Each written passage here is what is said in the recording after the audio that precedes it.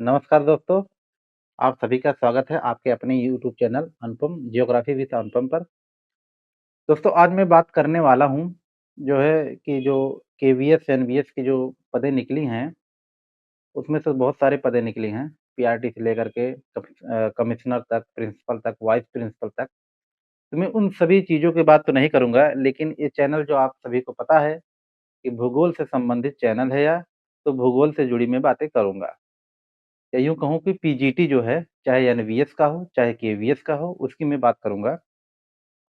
Qualification की मैंने बात पहले से ही कर ली है, बता दिया है कि इसके लिए पीजीटी के लिए क्वालिफ़िकेशन आप सभी के लिए क्या रहेगा। जो है उसके बाद मैं आज सब्जेक्ट को लेकर के भूगोल सब्जेक्ट की जो पाठ्यक्रम है उसके बारे में मैं चर्चा करूँगा। आप सभी को पता है कि आप सब तैयारी कर रहे हैं। तैयारी दोस्तों अलग-अलग तैयारी नहीं होती है, तैयारी एक ही होती है, बस ये है कि हम वर्टिकल कितना जो है डीप जा रहे हैं, हॉरिज़ॉन्टल कितना किस एग्ज़ाम में जाना है, तो ये ज़्यादा मायने रखता है, ठीक है? तो ये यूजीसी नेट असिस्टेंट प्रोफ़ेसर से ज़्यादा जो है बहुत डीप सिलेबस तो है नहीं पीजीटी का, लेकिन फिर भी आपको जो है कमांड तो भूगोल में रहना ही चाहिए।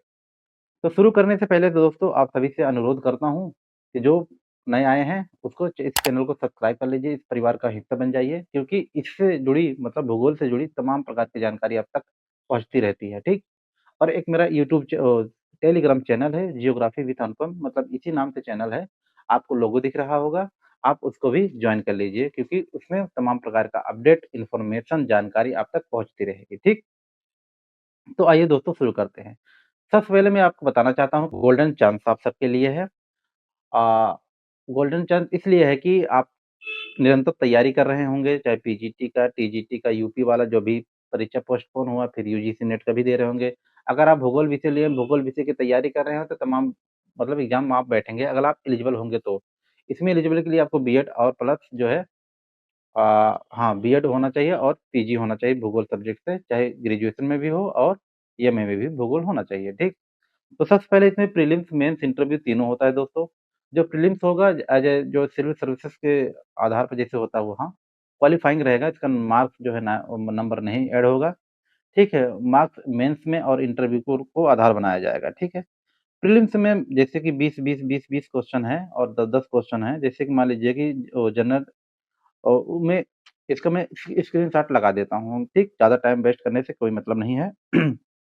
प्रीलिम्स का 2 घंटे का टाइम रहेगा, मेंस का 2.5 घंटे का टाइम रहेगा, नेगेटिव मार्किंग रहेगी 1/4 ना?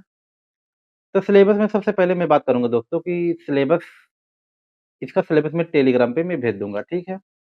अब सिलेबस की मैं अगर बात करूँ इसमें सिलेबस में है, सिलेबस बहुत ज़्यादा जो है डीप नहीं पूछा गया है, सिलेबस बहुत ही मतलब कि अकॉर्डिंग टू यूजीसी नेट के सिलेबस के आधार पर अगर मैं बात करूँ इसमें मतलब जैसे टॉपिक वाइज़ किया है, टॉपिक 1 में जियोग्राफी एज़ ए डिसिप्लिन में पूछा है, डिसिप्लिन में मतलब जैसे कांट, हम्बोल्ट, रिटर ना इस सब चीज़ों के मतलब बारे में ब्लास का, रेडजेल का इस बारे में पूछा गया है।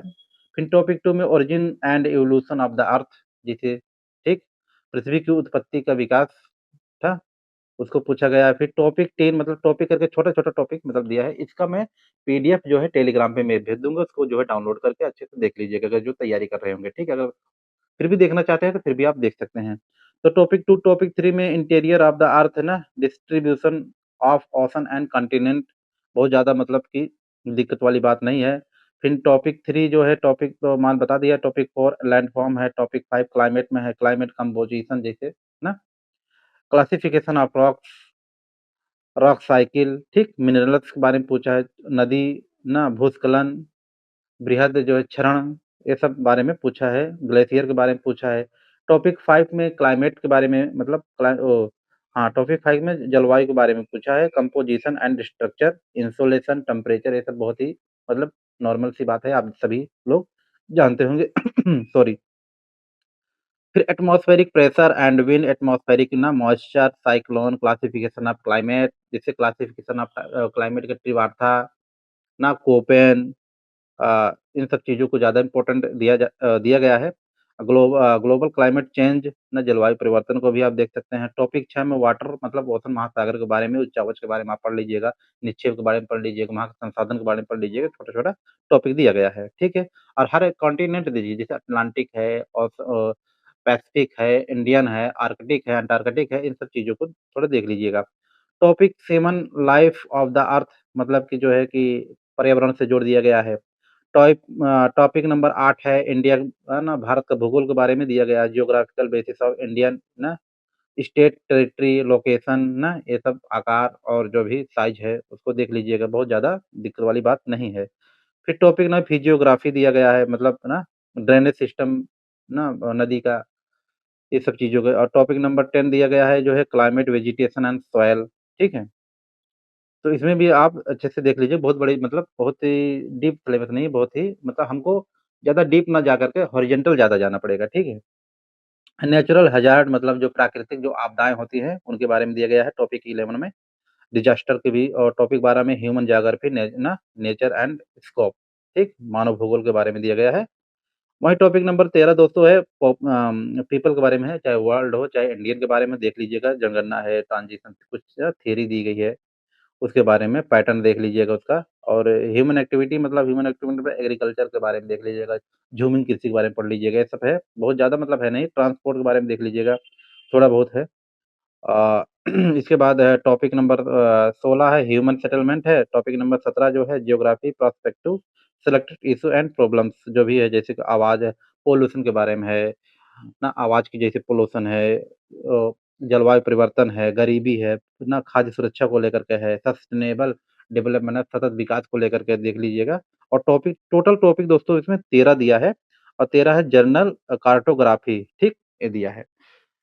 तो आप जानते होंगे इसके लिए हमको सबको कंटेंट क्या चाहिए? कंटेंट दोस्तों सबसे पहले जो है कि आपको एनसीईआरटी आपके पास होगा, कोई बात नहीं एनसीईआरटी से बहुत सारे जो है टॉपिक आपका कवर होने वाला है, जैसे ओरिजिन ऑफ ना अर्थ एंड जो इवोल्यूशन क्लाइमेट का हुआ, ठीक है? मतलब जियोमॉर्फोलॉजी जितना हो गया, वो तो आपको जो है एनसीईआरटी में भी कवर हो जाएगा। अगर अगर उसके अलावा भी अगर आपके पास जो है सविंदर सिंह की जो किताब है, जो ना भौतिक भूगोल का स्वरूप आता है वो आपके पास है तो भी उससे भी कवर हो जाएगा, बहुत बड़ा नहीं है मतलब ये सेल्फ स्टडी के लिए बता रहा हूँ, अगर आप कोचिंग करना चाहते हैं तो कोचिंग किसी भी जो है जो है मतलब कि कोचिंग से कर सकते हैं, कोचिंग उसके लिए मैं मतलब नहीं कहूँगा, मैं बता रहा हूँ कि जैसे आप सेल्फ स्टडी करना चाह रहे हैं, जैसे मैं खुद सेल्फ स्टडी करता हूँ, कोचिंग-वोचिंग में भरोसे रहता होता नहीं हूँ, ठीक है? लेकिन मैं अभी इसमें एलिजिबल नहीं, मैं तो एग्ज़ाम दूँगा नहीं, सीधे मेरा जीडीसी एग्ज़ाम लगा हुआ है।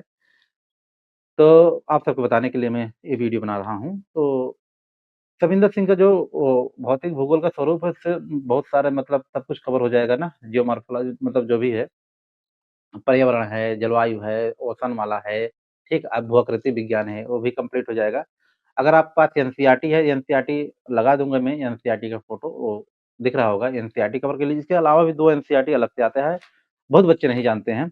वो मैं इसीलिए अलग मैं मेरे पास एनसीईआरटी है, मैं रखा हूँ, लेकिन ये 2 एनसीईआरटी एक भूगोल में प्रयोगात्मक कार्य, इसको आप देख लीजिएगा। ये आपके लिए भी इम्पोर्टेंट रहेगा। ये देख रहे हैं कक्षा 11 का है कक्षा 12 के लिए है, ठीक है? भाग 2 है और कक्षा 11 के लिए पाठ्यक्रम है। भूगोल में प्रयोगात्मक कार्य भाग 1 है, ये भाग जो है 2 है, ठीक है? ये आप देख रहे होंगे, ठीक? दिख रहा हो, ये भी आपके पास होना चाहिए। ये जो है कार्टोग्राफी से संबंधित है, ठीक है? प्रैक्टिकल ज्योग्राफी है। इसमें भी आपसे बहुत सारे क्वेश्चन सीधे बनते हैं यूजीसी नेट में और सारे एग्ज़ामों में बनते हैं। एनसीईआरटी ना very important for any exam.